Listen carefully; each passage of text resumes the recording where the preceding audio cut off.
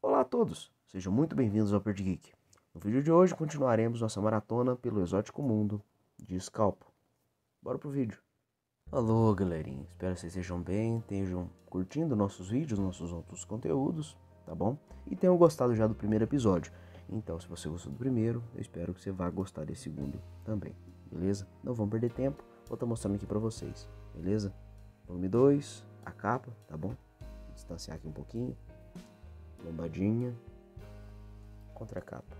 Mostrando aqui pra vocês, né, o roteiro continua sendo unicamente do Jason Aaron, mas aqui nesse volume nós temos também o R.M. Guerra, mas com acréscimos de novos artistas, tá bom? Eu falo Davi, mas talvez seja David ou David, não sei, né? Davi Fourneau e o John Paul Leon, que morreu já, infelizmente, Deus o tenha, um baita de um artista também.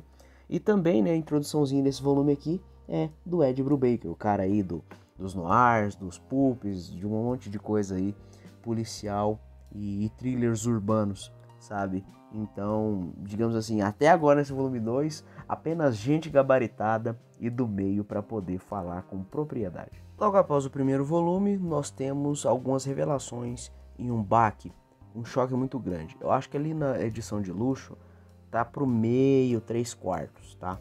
Vou estar falando aqui porque senão não vai ter como eu desenvolver a narrativa. E se você viu o primeiro vídeo, eu espero que você tenha lido já o primeiro volume, pelo amor de Deus, tá bom? Infelizmente, alguém dá cabo da Gina, mãe do Dashiell, coitado.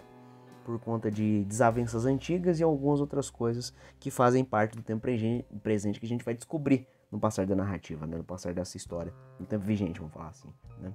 E aí, por conta das rusgas que o próprio Dashiell tinha com a mãe e algumas outras questões, ele, de primeiro momento, não se sente, digamos assim, abalado, né? Vamos falar assim, abalado com a perda da mãe, porque fica, morreu, foda-se, eu era brigado com ela e tal. Enquanto ele tá ruminando isso dentro de si, pensando, processando o acontecido, o ocorrido, ele ainda precisa trabalhar. Porque eu não sei se eu falei no volume anterior, mas não só a questão da infiltração no corpo criminoso dali da Rosa da Pradaria, mas também no corpo policial, porque eles têm meio que uma polícia própria, um corpo policial ali de segurança própria, né? Inclusive ali um dos policiais assim que eu mais lembro, eu não vou lembrar o primeiro nome dele, mas é o policial Queda d'Água. Ele é um puta de um cara assim íntegro, honesto, foda, né? E duro na queda também, né? Você vê ele depois mais pra frente em algumas operações e ele mesmo dando alguns conselhos pro Dashiell, né? Falando que como ele deveria tocar as coisas, como ele deveria até, dependendo, reatar laços com a própria mãe. E algumas das palavras que eles trocam assim ficam rodando, né? Digamos assim que na melhor das intenções, os conselhos que o Queda d'Água dá pro Dashiell, ele meio que aluga um apartamento na cabeça do cara. E aí não só essa questão da infiltração, como eu disse, também tem um lado policial. Então se ele tem que estar infiltrado, ele tem que trabalhar normalmente ainda, né? Eu não lembro se ele se envolve ou se ele se nega a participar da investigação do assassinato da mãe dele, mas ele vai desenvolvendo outros assuntos, outros casos vão ocorrendo e ele tem que tentar resolver, né? Um dos mais marcantes, principalmente ali no início desse volume 2, é de uma família, né, de uma moça que ela é assassinada e ela é mãe de vários garotinhos. E infelizmente, assim, do que eu lembro de memória, como várias pessoas que estão ali na Rosa da Pradaria, tem algumas porcentagens ali que eu creio que são inventadas, porque a própria Rosa não existe, né? Rosa da Pradaria não existe, que é tipo lugar com alto índice de alcoolismo, de criminalidade, de uso de drogas. Então, sei lá, imagina um lugar aí paia do Brasil que você não queira ir, que é bem regrado essas coisas. Rosa da Pradaria, de certa forma, vai ser uma amostra disso. E no caso ali, essa família é desmantelada porque a mãe já era uma pessoa completamente jogada às traças, né? E eu não lembro se matam ela ou se ela morre no meio de uma operação, alguma coisa assim colateral, mas acho que é alguém que mata ela de sacanagem. E aí ela tem vários filhos, do que eu lembro assim uns 4, se não me engano. E aí, no que acontece ali da investigação e o próprio Dashiell, né, se ele não quer cuidar da mãe dele, ele vai ter que fazer outra coisa. É isso ou ser mandado embora da polícia, né? Então ele vai cuidar desse sentido, do caso dessa moça que foi assassinada também. E é foda ver como é a relação, mesmo que conturbada, entre uma mãe e seus filhos, né? Os meninos ficam ali sob custódia, sendo observados e esperando algum tipo de resposta. Quando finalmente o Dashiell, isso é um fim de um dos capítulos, dá a notícia para as crianças. E aí você vê assim, eu não sei se isso tá na arte, mas se tiver talvez eu separei para vocês, mas eu vou narrar aqui para vocês de qualquer forma, que ele conta para as crianças e um dos últimos quadros assim, é as crianças caladas e pula pro próximo quadro, até na virada de página, mostra todos os filhos da moça chorando. É uma cena muito impactante, é um negócio muito forte, porque eles acreditavam, ou mentiram para eles ainda ali nessa época, que ela podia estar viva, que ela estava acamada, que ela estava no hospital, mas na realidade não, estavam só esperando para tentar, quem sabe, descobrir quem é que foi o culpado, ou pelo menos dar o início, o start nas investigações.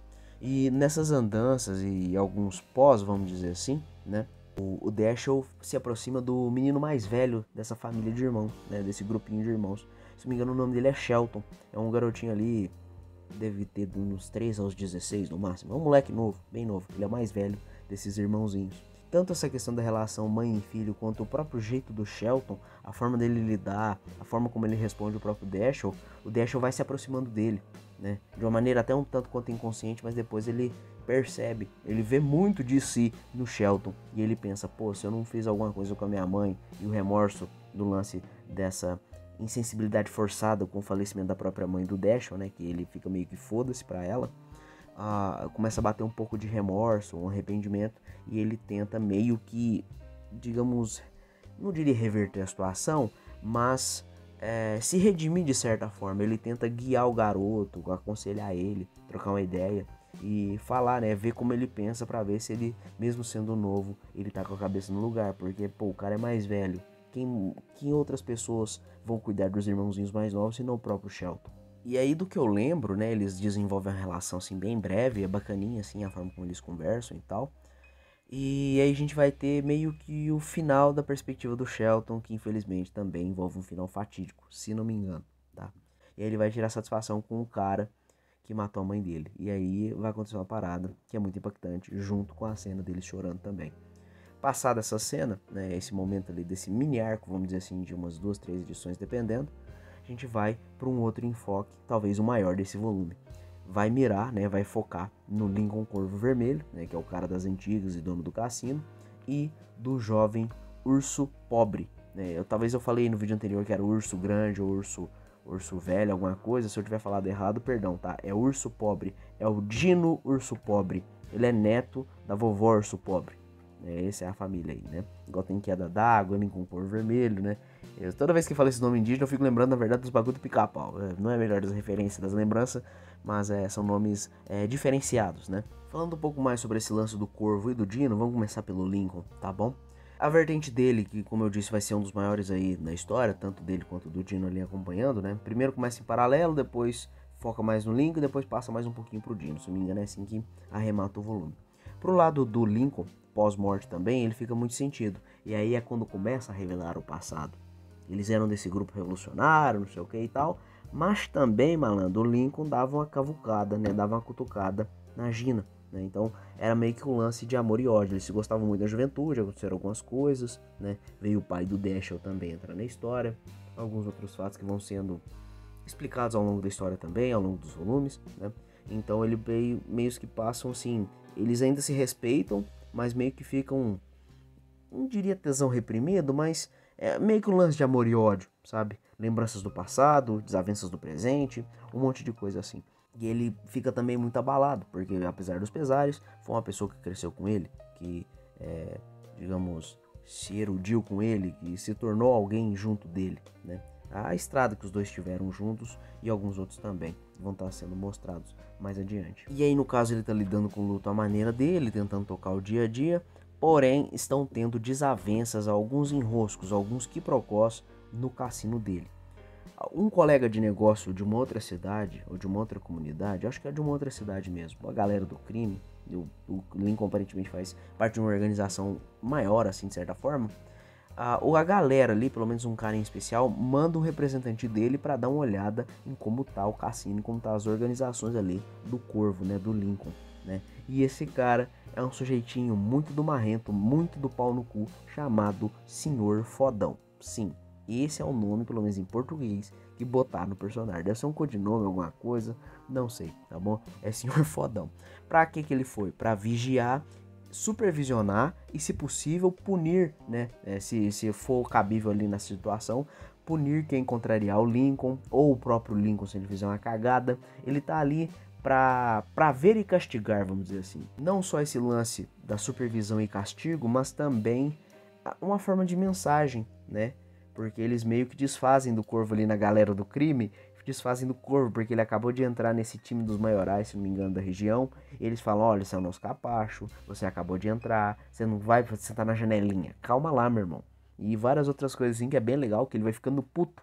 Porque o Sr. Fodão começa a fazer cagada, ele é inconsequente, ele é psicótico, ele faz um monte de merda, e começa a sobrar pro Lincoln, coitado. E pro pessoal até que trabalha, ou que usa o cassino assim, é bem complicado pro lado dele, vamos falar assim, né? E isso a tiracolo, como se não tivesse o suficiente o Sr. Fodão ali enchendo o saco e meio que passando esse recado dos caras mais antigos da organização criminosa, né, pra cima, os caras de cargo mais alto que o do Lincoln. Tem também o pormenor ritualístico envolvendo a Gina. É o que, né? Faz uma bolsinha, se me engano, não lembro se com as cinzas ou alguma coisa simbólica, e ali dentro daquela bolsinha está a alma da Gina. E aí, eu não lembro exatamente, mas se não me engano, o Lincoln não pode derramar sangue, entrar em conflito. Ele tem como se fosse ficar de boa. Acho que não se alterar, não entrar em combate, não derramar sangue. Ele tem que ficar tranquilaço. É como se fosse um período de meditação e luto. Uma parada assim, se não me engano. E aí vai acontecendo o quê? O negócio vai engrossar, o Sr. Fodão vai começar a dar muitos problemas. E aí ele vai ter que, digamos assim, chegar às vias de fato e tomar rédea da situação. Só que isso vai entrar em conflito com as tradições indígenas, né? Se eu fazer isso, né, se ele fazer lá sujar as mãos, etc., ele vai estar condenando, falar assim, mais forma mais pueril, né? Ele vai estar condenando a alma da Gina ao fogo do inferno, ou vai estar vagando, não vai ter o descanso merecido, porque ele tem que fazer esse processo, resguardar a bolsa, se preservar, para daí, né, no costume deles, a alma da Gina, vamos falar assim, ir pro céu, ir pro paraíso, ou qualquer coisa que seja. Agora nós vamos pra vertente do Dino, tá bom? E Dino, urso pobre, tá bom? Ele tá procurando um novo emprego devido às consequências do volume anterior, né? Envolvendo inclusive o próprio Lincoln também. É bem legal esse momento, você fica puto pelo Lincoln, uma das poucas vezes assim que você fica, pô, mano, zoaram o cara, fuderam com ele. Mas como ele é meio que o vilão aí do início das histórias, você meio que desconsidera, foda-se, né? Gente ruim mordendo gente ruim, foda-se. Ele vai estar procurando um novo sustento. Ele trabalhava no cassino, se não me engano, como zelador, faxineiro. Ele ficava passando esfregão ali, limpando o chão do local, né, do estabelecimento. E aí, devido a certas consequências, ele vai estar procurando um novo ganha-pão, uma nova geração de renda, né, um novo jeito de fazer um capilézinho, um dinheirinho. E nessas andanças dele, ele meio que vai se tornar um entregador de ilicitudes, vamos falar assim, né? A galera do... ou qualquer outra coisa desse tipo, se é que você me entende, claro. E nessas andanças dele, nessas entregas dele, ele vai começando a fazer contatos, vai começando a tirar um dinheirinho, vai se encrencar muitas das vezes, vai morrer muitas quase, né? Vai quase morrer muitas vezes também. E aí também quando chega na parte dele, a narrativa vai meio que, vamos falar assim, cruzar com a do Lincoln. Por quê? Em alguns momentos e algumas, digamos, entregas mais complicadas, em alguns serviços que ele fez, ele vai acabar esbarrando no Sr. Fodão. E pensa num aperto, num dobrado que o pobre do Dino não passa. Ele vai ter que se virar, vai ter que se defender, se não me engano, ou fugir. E ele vai tendo essa perspectiva de que o mundo do crime não é para qualquer um, né? Claro que a gente não devia nem de estar falando isso, mas como faz parte do charme, do brilho da história, né? É um mundo criminoso, é um mundo cheio de gente ruim ou pessoas que vão sendo corrompidas. O caso do Dino é tipo, digamos, a corrupção do inocente, de certa forma. Ele era só um jovem vagabundo que queria ficar, sei lá, comendo menina, batendo punheta, trabalhando pouco.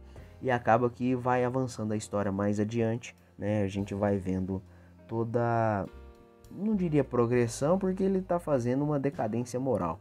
Mas você vê o desenvolvimento do personagem, do que ele era, pro que ele vai acabar sendo. É uma história muito bacana. Aqui mantém o nível perfeitamente, até sobe se bobear. Inserem mais personagens, novas tramas, cada um com sua motivação. Não é pouca bosta, não é motivo merda, né? Eu tenho que criar qualquer coisa aqui pra poder tocar a história adiante, o negócio tirar do rabo. Não, todos os personagens já são plenamente cientes das suas ações, são plenamente construídos com boas motivações, são coisas, motivos plausíveis, reações entre si também, né? As relações interpessoais entre eles ali é uma parada muito verossímil, é muito bacana, não tem nada assim exagerado, absurdo, esdrúxulo, justamente porque a pegada do negócio é para ser um drama realista, vamos falar assim, né? Não vou falar muito da arte desse volume porque é o R.M. Guerra também. Só que falando aí, pincelando o Davi Fourneau e o João Paul Leon, é que assim, mano, combina bastante com o que o Guerra já tá fazendo, sabe? O Davi Fourneau traz algumas outras abordagens, né? O próprio traço dele é diferente, então os personagens serão caracterizados um pouco diferente, né? Mas o traço dele é bem legal, também é bastante escuro. E o João Paul Leon, ele faz uma edição, se não me engano, pelo menos uma, eu não lembro quantas, tá? Porque não tem a capivara, se não me engano, na edição explicando quais são edições de cada um, posso ter enganado. Mas, assim, é uma arte que acompanha o Guerra, né? Cada um trazendo sua perspectiva. Em outros volumes também vão tendo outros artistas, porque vai, digamos assim, o roteiro vai demandando isso da arte, né? Então traz um cara de uma arte mais escura ainda, de uma arte mais clara, de uma arte mais expressiva, porque cada capítulo, dependendo, foca num personagem. Vale lembrar também, né, se eu tô falando das equipes na capa, mas infelizmente os capistas não estão acreditados na capa, né? Então vou estar falando para vocês aqui. As capas das edições mensais, né, o Jock novamente, o Tim Bradstreet, né, o nosso, digamos, fotorrealista aí da urbanidade, sei lá como é que fala, é um artista que eu gosto bastante. Ele pega muita referência em modelos reais e tal, gosto muito. As capas dele do Hellblazer, do Justiceiro, são excelentes, muito bacanas mesmo. Recomendo aí que você pesquise por qualquer uma e ponha de papel de parede no seu telefone, qualquer uma vai servir quase, tá? E também o Dave Johnson, que é um cara que eu gosto bastante. Eu só lembro dele fazer o recheio de uma história até hoje, que foi o Superman entre a Foice e o Martelo. Se não me engano, ele tem parte ali no recheio e na criação mesmo da história. E o resto é capa, né? Ele fez todas, ou a maioria, por exemplo, das capas do Sem Balas, né? E outras histórias aí que ele fez. As capas do Justiceiro Max, que o Jason Aaron roteirizou futuramente, também tem a mão do Dave Johnson, né? Bem bacana, um artista bem legal mesmo, bem completo e bem icônico. Eu bato o olho assim e falo, esse cara aí é o Dave Johnson. Ele tem um estilo muito característico, né? Formas marcantes de ilustrar e demonstrar sua visão das coisas. No volume 1 eu contei os causos no começo e agora eu estou contando ao final. Uma paradinha que eu gostaria de falar antes de terminarmos o vídeo é que quando eu li essa edição na época, né, durante os meus horários apertados de almoço, eu reparei uma parada e foi meio que sem querer. Tem uma cena, se não me engano, na edição 19 desse volume 2, tá? Na série recorrente aí. Se o primeiro, se não me engano, pega do 1 ao 11, o 2 pega do 12 ao 24. Posso estar enganado, mas é isso, tá? Na edição 19 desse segundo volume, né, uma cena que tá ali mais pra frente, o Dashiell ele começa a cair em desgraça, né, por conta até desse abalo, desse choque do lance da mãe dele ter falecido, tá? Ele começa a cair de cara na droga e também de ficar só junto com a moça. E eles estão ali, né, de trepação e usação de droga e não sei o que. Só que começa a dar um momento de um, digamos, peso na consciência de ambos, que tem um momento ali da cena, infelizmente eu não tenho para separar e para ficar inserindo aqui, mas confiem na minha palavra, tudo bem? Na edição 19 do volume 2. Isso aí vocês podem procurar, pode ir na sua edição, pode procurar o scan, não tem problema, veja a edição original, isso eu garanto para vocês, beleza? Nessa edição 19, por conta dessa trepação e dessa usação de droga, bate um peso na consciência deles. E é o que? Eles se encaram, e na edição original, ou pelo menos na mensal Vértigo, que saiu bem mais antigamente, é o momento em que eles estão se encarando. E aí o Dashiell pensando das cagadas, tipo assim, esse lance de usar droga e o falecimento da mãe, e a moça, filha do Lincoln, pensando na relação dela com o pai e umas outras paradas, tipo, se eu engravidar, uns outros complexos que ela tá tendo ali na época. Na edição da mensal Vertigo e na edição original que seja, tem várias caixas de narração, duas cores, né, um para cada pensamento, da moça e do Dashiell, tá? E no caso dessa edição do encadernado do volume 2, não tem. Você vê, tipo, limpinho, sem nada. Eu até pensei, pô, será que é uma cena de silêncio para trazer um drama, para trazer um negócio mais mórbido, né, um peso à cena? Não. Eu não sei se alguém falou isso na época. Eu praticamente fui só eu que vi isso. Não tô tirando vantagem de nada, não quero me mostrar especial, bonzão, mas eu nunca vi ninguém reparando. E aí, a vantagem que eu tenho, se você tem essa possibilidade, leia sempre com tipo assim, o quadrinho à mesa e o scan americano, a edição digital americana, ou um formato mais antigo, mesmo que seja brasileiro, fácil, na mão, assim, para vocês estudarem e verem as diferenças. Aconteceu de eu estar lendo e estar comparando, e no caso do encadernado brasileiro, que é esse volume 2 nosso aqui de luxo, não tem a narração, o pensamento de ambos. Enquanto que na edição original, e eu futriquei para achar o scan da Mensal Vértigo antiga, que tinha esse capítulo, tem o pensamento. E aí eu te pergunto, mesmo que seja com não sei quantos anos de diferença, por que vocês fizeram isso, Panini? Puta que pariu. Pode ser um esquecimento deles, faltou na hora de editoração. Até conversei com um colega recentemente, falou, não, que dependendo da cena é pesado. Eu falei, meu irmão, tem peito, tem trepação, tem uso de droga, tiro na cara, cabeça estourando. Uma narração pesada, pelo amor de Deus, né, pô? Qual é? Eu acho que é tudo, fiquem com as artes aí e nos vemos numa próxima. Num próximo vídeo, numa próxima live, qualquer coisa que seja. Me desculpe qualquer coisa, gagueira, prolixidade e tal, tá bom? Um beijo, um abraço. Tchau, tchau.